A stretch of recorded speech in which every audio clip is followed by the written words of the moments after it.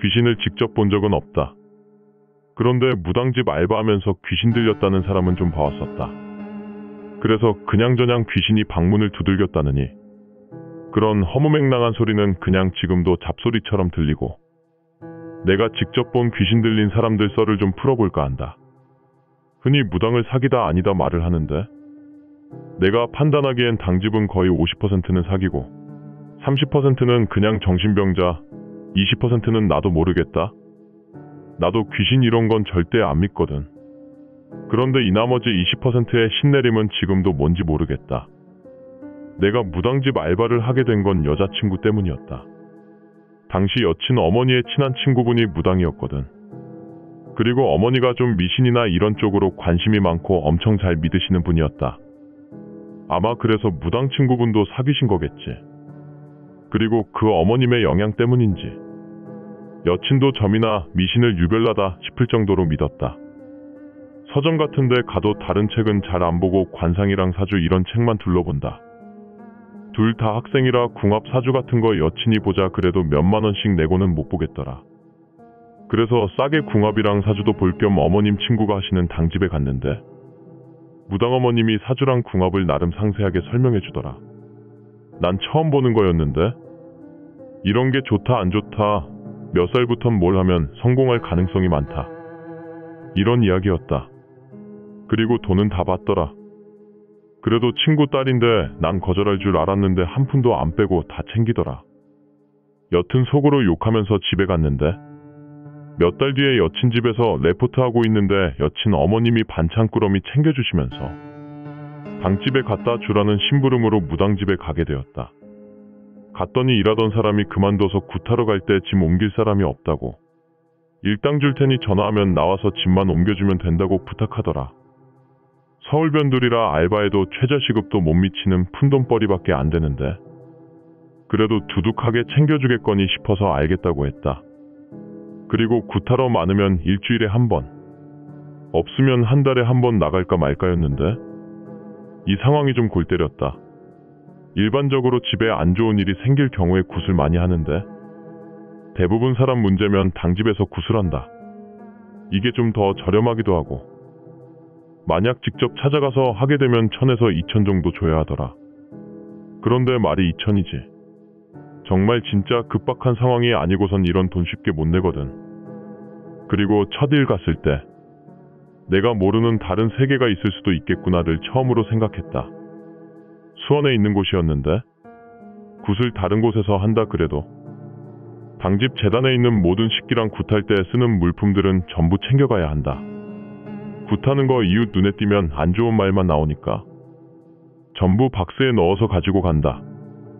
신들이 건드리는 물건이라 함부로 움직이면 안 된다고. 일일이 작은 부적 붙이고 박스를 포터에 쌓는 것도 최대한 원래 위치 그대로 옮긴다. 여튼 그렇게 포터 타고 나랑 굿 도와주는 아줌마 한 명이랑 무당이랑 같이 도착했는데 꼬마애가 문제였다. 사실 이 정도로 큰돈 낼 문제면 자식 문제가 90% 이상이다. 그것도 병원에서 해결이 안 되는 거. 이 애가 해만 떨어지면 이상한 말을 한다. 혜진은 바로 즉시 1~2시간 잠을 자고 일어나서는 아침까지 어느 나라 말인지도 모를 뭐 이런 말을 중얼거리면서 걸어 다녔다. 그리고 우리가 도착했을 당시 9시가 조금 넘었는데 그때에도 그 4살 정도 된 애는 저런 헛소리를 하면서 거실을 돌아다니고 있더라. 진짜 주위에 애 엄마 아빠도 있고 사람도 많은데 그게 그렇게 무서울 수가 없었다. 그래도 살아오면서 미친놈 좀 봤다 싶었는데 막상 무당과 같이 이런 애를 보니까 또 느낌이 다르다. 잘 표현이 안 되지만 여튼 좀 쎄하더라. 나는 도와주는 아줌마랑 같이 재단 세우고 굿 끝날 때까지 아줌마랑 트럭에 있었다. 굿할 때는 신내림이 다른 사람한테 갈까봐 애지간하면 당사자 빼곤 다 내보내더라. 그리고 일 도와주는 아줌마는 여러 당집 다니면서 굿 도와주는 일만 전문으로 하시는 분인데 아줌마 특유의 수다로 굿이 끝날 때까지 난 궁금한 걸 원없이 물어볼 수 있었다. 그때 처음 물어봤던 게 진짜 무당이 신내림 받고 그러는지 전부 사기 아닌지였다. 내 입장에서는 전부 구라 같았거든. 아줌마가 말하길 대부분 사기란다. 제대로 사기치려고 예약만 받아놓고 3일 뒤에 다시 오라 그래서 그 3일 동안 흥신소 같은 데에 뒷조사 다 시킨단다. 아주 영험하게 보이겠지 이런 곳은. 그리고 몇 집은 진짜 정신이 좀 나간 케이스는 애를 집에 가둬놓고 신내림 받았다고 속이고 이용해 먹는단다. 애기동자 뭐 이런 집이 그런 부류인데 어린애 하나 입양해서 신내림 받는 듯이 세뇌를 몇 년 시키면 애가 진짜 좀 맛이 가는데 그걸 이용해 먹는 거지. 그리고 나머지 몇 없는 진짜 무당이 있단다.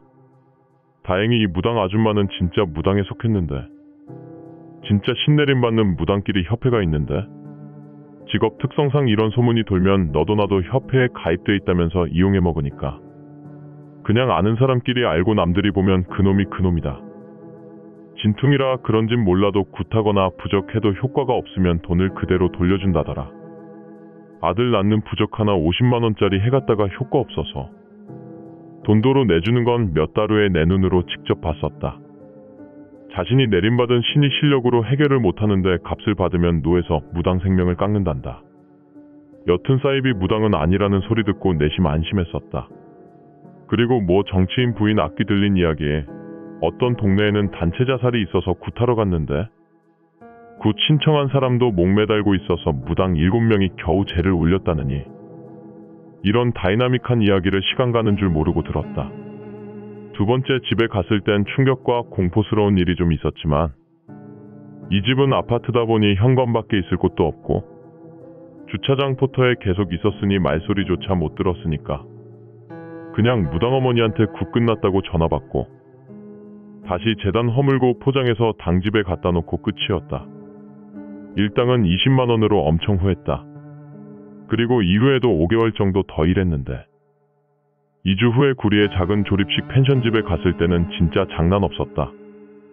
이곳 역시 젊은 여자가 귀신 들렸었다. 처음 갔을 때와 똑같이 짐 들고 들어가려는데 무당어머니가 막더라. 잠깐 뭐 좀 해야 한다면서 부적 하나씩 나랑 도우미 어머니한테 속옷에 넣으라고 하곤. 펜션이라 앞에 잔디마당이 있었는데 거기서 큰 유리창으로 안에서 보이게 재단 만들라고 말하더니 재단 만들 동안 바로 마당에서 신내림을 받았다. 도우미 아줌마한테 모르는 걸 계속 물어보긴 했지만 이것저것 세세하게 알아서 좋을 게 없다는 판단보다는 이 두 번째 갔을 때 충격이 좀 커서 물어보기도 꺼려지더라. 내가 본 건 마당에 자리 잡고 앉아서 염주 같은 걸 손으로 비비면서 1시간 가까이 주문을 외운다. 나랑 일 도와주는 아줌마랑 둘이 재단 세팅하는데 1시간 정도 걸리니까 얼추 맞는 것 같다. 원래 보통 TV에 보면 막 북소리 장구소리 맞춰서 정신없이 춤추다가 접신되는데 내가 일했던 곳은 그런 거 없다. 재단이 마당에 완성되고 몇 분 더 지났을까. 무당 몸이 앞뒤로 흔들리거나 부들부들 떨다가 숨이 가빠지는데 이때 무당이 일어서면 목소리가 다르다. 진짜 여자들이 아무리 내려고 해도 낼 수 없는 40대 남자 목소리가 나는데 지킬과 하이드 뮤지컬 봤을 때 조승우 저리 가라였다. 내가 알바하면서 제일 제약을 많이 받았을 때가 접신할 때였다. 뭘 권하거나 물어봐도 안 되고 무조건 바로 뒤에서 걸어야 하고 뭐 먹거나 그래도 안 되고 여튼 도우미 아줌마한테 이런 당부의 말을 듣고 차에서 기다리려는데 펜션 1층 거실 창문으로 그 문제의 여자가 보였다. 30대 주부 같은데 머리는 산발에 옷을 하나도 안 입었다. 나중에 알았지만 옷을 입혀도 다 찢는다더라. 사실 이것만 봐도 좀 기괴했는데 무당이 펜션 안으로 들어가고 얼마 후 펜션 안에서 들리는 소리가 더 가관이었다. 옛날에 대학 MT 갔을 때도 느꼈지만 펜션은 가라로 만드는 게 많아서 안에 소리가 거의 밖으로 다 들린다. 무당이 걸쭉한 남자 목소리로 쟤는 저승에서 갚을 테니 못살게 굴지 말고 그만 나오너라 이러고 소리치는데 난 이때 그냥 멍하게 차 안에서 보고만 있었다. 그 후에 또 무당어머니가 뭐라 했는데 이건 너무 작게 말해서 안 들렸다. 무슨 말 하는지 궁금해서 창문 살짝 열고 귀 기울이고 있는데 헬게이트는 그 다음에 열렸다. 무당 말을 들으면서 귀신 들린 주부가 주저앉아서 한참을 꺼이꺼이 울더니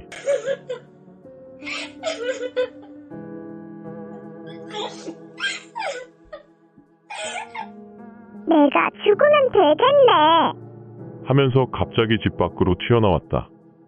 무당이 접신해서 들어갈 때 문 안 닫고 들어갔는데 진짜 저렇게 빠를까 싶을 정도로 전력 질주로 마당을 튀어나와서는 두리번 거리는 거였다. 아마 자살할 거 찾고 있었던 것 같다. 나랑 도우미 아줌마는 얼어서 차 안에 숨죽이고 있는데 이 미친 여자가 집에서 남편이 붙잡으려고 나오니까 우리 트럭으로 달려와서 운전석 문을 열려고 했다. 당연히 문은 안 잠겨 있었고 내가 안에서 다급하게 문고리 붙잡고 밖에서는 땡기고 문이 한 5cm, 10cm 열렸다 닫혔다 반복되는 와중에 눈을 마주쳤는데 눈은 울면서 약간 공포에 질린 듯한 눈이었는데 입은 환하게 웃고 있었다. 도저히 매치가 안 되는 표정의 이질적인 모습이었다.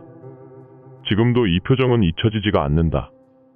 남편이 바로 나와서 여자를 붙잡고 문에서 떼어내려고 했는데 여자가 문고리를 잡고 같이 당기는 꼴이 돼서 문이 더 활짝 열린 결과가 됐다.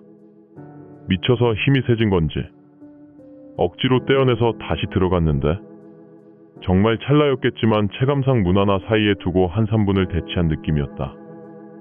여자가 다시 집으로 들어간 거 보고서야 숨통이 트이더라.